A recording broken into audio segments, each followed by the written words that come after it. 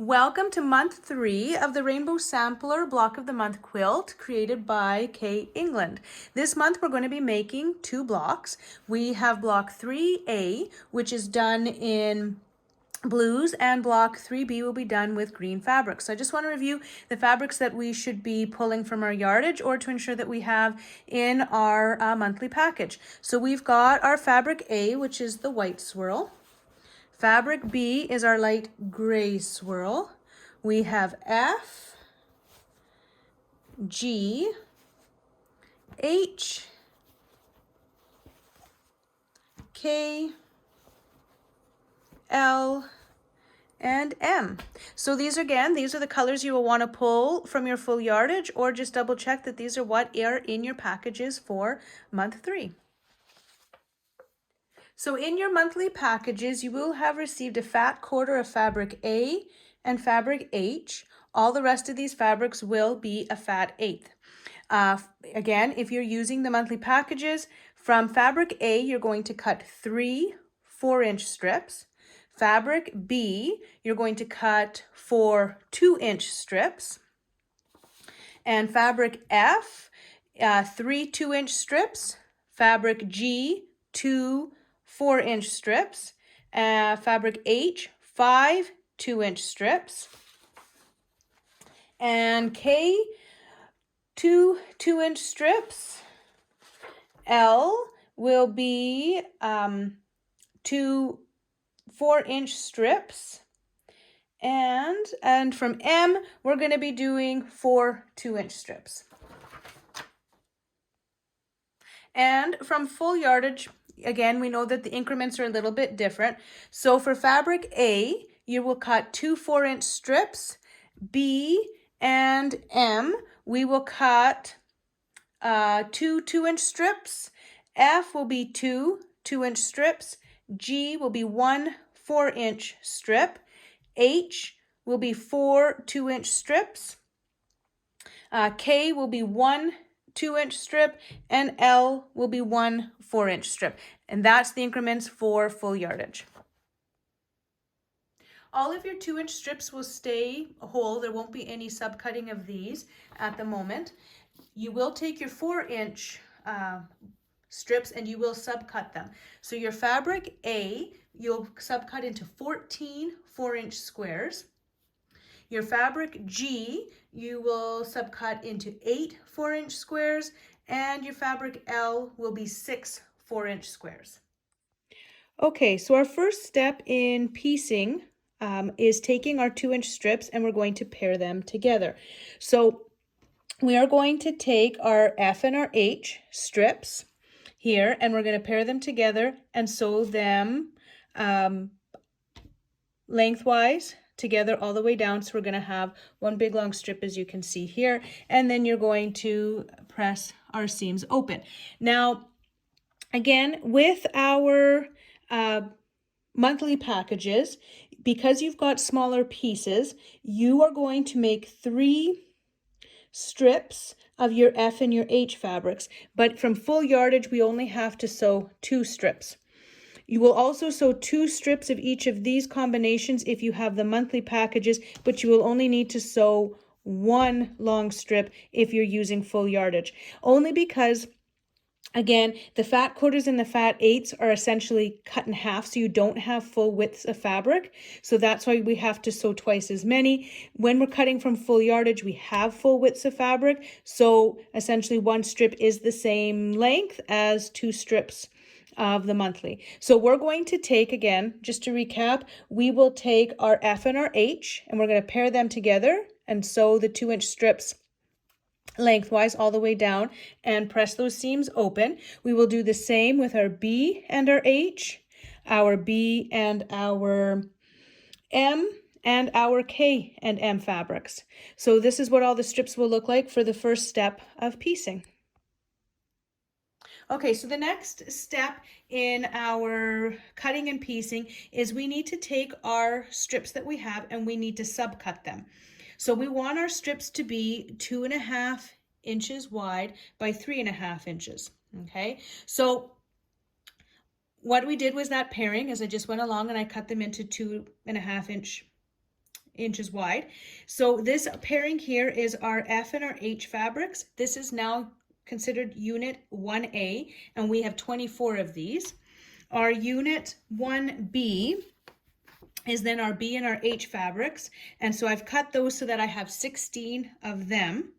And from our B and M fabrics, we're going to need 12. This will be our 1C, our unit 1C, and then these here will be considered our unit 1Ds, our K and M pairing, and we'll need to cut 18 of them.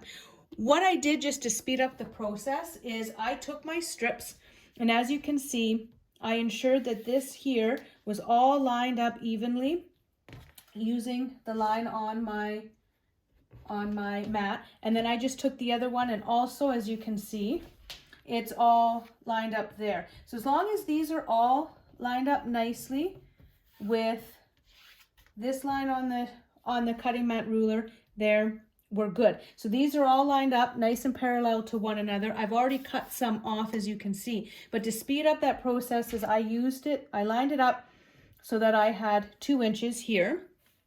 If you will see there's 2 inches there.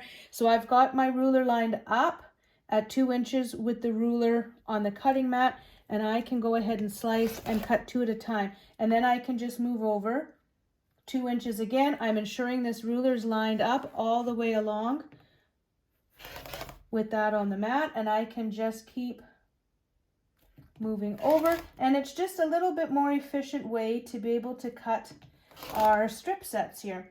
And it'll just be a little bit quicker, so we can move along and finish there. And as you can see, I've cut a whole bunch here all at once fairly quickly.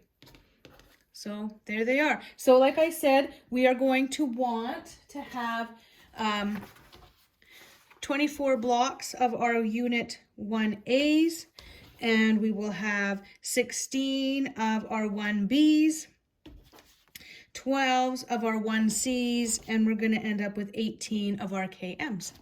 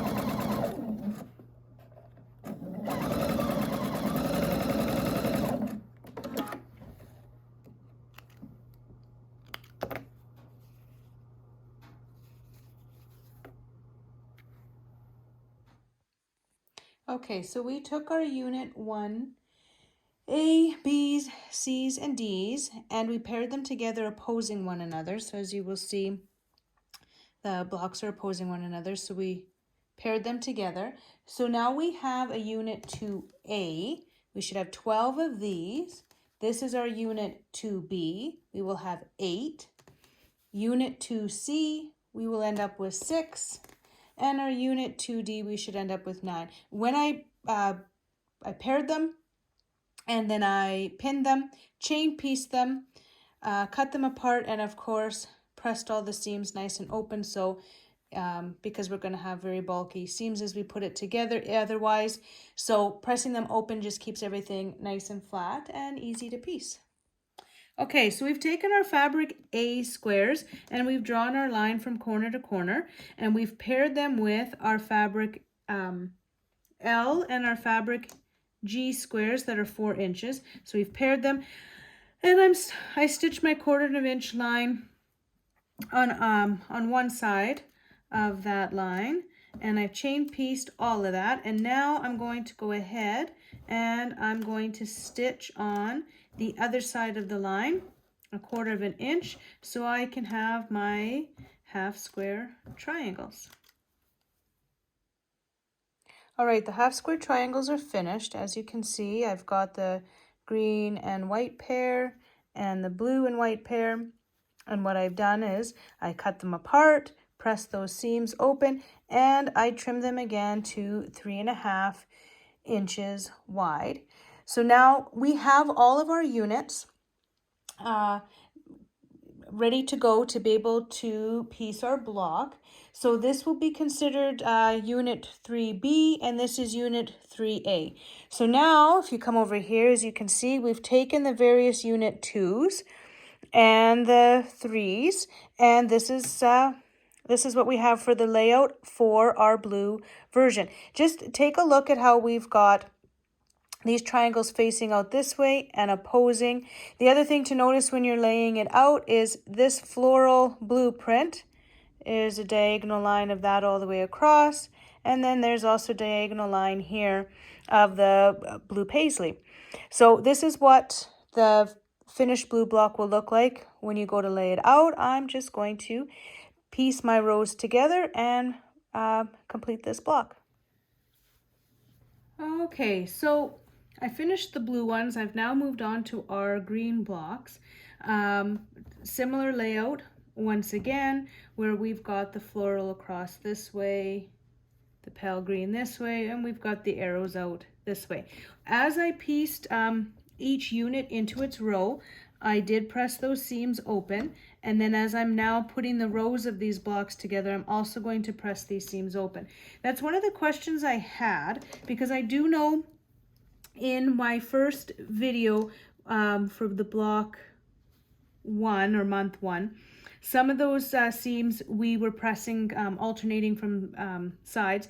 Typically in quilting, that is what you try to do, is you try to alternate your seams, pressing one way and then the other way, and that helps being flat. These blocks here, as I've progressed through and read through the pattern a little bit more and was, preparing for each month, what I've realized is some of these blocks are getting, will be getting quite more intricate, and we're going to be dealing with smaller pieces. And I just felt that we will have a flatter, better pieced blocks if we press our seams open 100% of the time on this quilt, which isn't necessarily wrong, to be completely honest. When I first learned to quilt, I learned to press all my seams open, and it was later on that I started noticing that patterns were having us alternate the seams and whatnot. So really, I think traditionally seams are pressed open. That is something of a debate that you'll probably find in different Facebook groups and other social media places or YouTube videos or whatnot. That is always a debate as to is pressing your seams open better than pressing side to side or alternating. Some will say that they feel that open seams create a weaker quilt. That I've never noticed. I've got quilts of both. I'll be completely, to be honest, like I said, I originally was pressing all my seams open when I first learned how to quilt. So some of my oldest quilts that are still being used have open seams, and there's nothing wrong with them, still in good quality. So, and in good shape. So, I think depending on how you're piecing and how the quilt comes together, I think would really depend on whether you press those seams open or side to side. So in this case, I am finding these blocks will piece together better if all of our seams are open. So I'm going to end up pressing this seam open as well. But this is our finished green block. Okay, so here's our block 3 or month 3 blocks here completed. We've got the blue and the green. When you're all said and done, you will end up with 4 blue blocks and 3 green blocks. And these ones went together quite easily. We're getting used to those half square triangles. We've used them now in all the blocks. So this is month 3, and thank you for joining. And I hope your quilt's coming together as easily as mine is. Thank you, and I'll see you next month.